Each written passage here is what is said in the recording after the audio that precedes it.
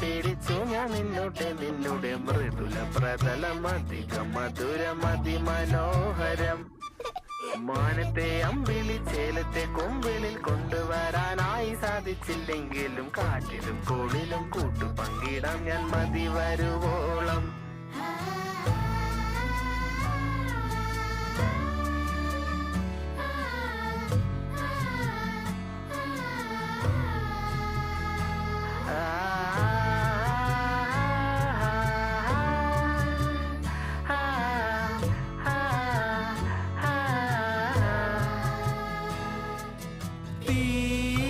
വേനലിൽ പൊള്ളാതെ നീർ പെയ്തു നീ ചെയ്യാതെ ഞാൻ കമ്പിളി പോലെ നിന്നെ പുണരാം.